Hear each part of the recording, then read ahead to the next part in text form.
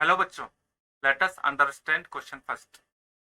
Magnetic materials used for making permanent magnets P and the magnets in transformer T have different properties of the following. Which property best matches for the type of magnet required? बच्चों, magnetic materials जो use किए जाते हैं, एक तो permanent magnet बनाने के लिए और दूसरा ट्रांसफार्मर बनाने के लिए.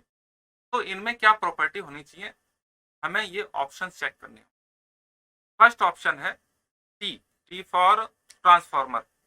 ट्रांसफार्मर में लार्ज रिटेंटिविटी और स्मॉल कोरोसिविटी, ये कह रहा है फर्स्ट ऑप्शन.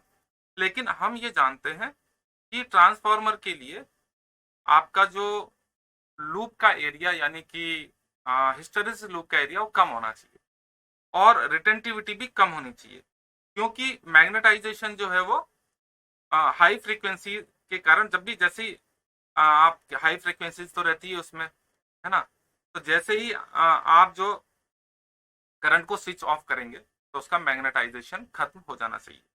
तो लो रिटेंटिविटी इसी को शो करती है, वो होना चाहिए.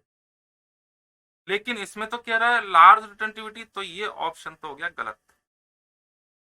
लो रिटेंटिविटी ट्रांसफॉर्मर के लिए लॉसेस जो है ना, उसके लॉसेस कम हो जाते हैं, लॉसेस कम होने चाहिए. तो अब बात करते हैं आपका सेकंड ऑप्शन पी. पी यानी permanent magnet, large retentivity and large coercivity. बच्चों, परमानेंट मैग्नेट बनाना चाहते हो तो ये मुझे बिल्कुल सही दिख रहा है. क्यों? देखो, परमानेंट मैग्नेट मतलब उसका मैग्नेट ज्यादा, उसमें मैग्नेटाइजेशन आए, करंट स्विच ऑफ करने के बाद भी उसमें रेजिडुअल मैग्नेटिज्म यानी कि बचा हुआ मैग्नेटिज्म बहुत सारा रहे, तो उसकी रिटेंटिविटी लार्ज होनी चाहिए. बिल्कुल आप देख सकते हो, अगर ये बी और ये एच है, इस तरह का कर्व होना चाहिए. एच अगर 0 हो गया तो बी की वैल्यू बहुत ज्यादा है. परमानेंट मैग्नेट में तो हमें चाहिए मैग्नेटिक फील्ड. दूसरी चीज लार्ज कोरिसिविटी.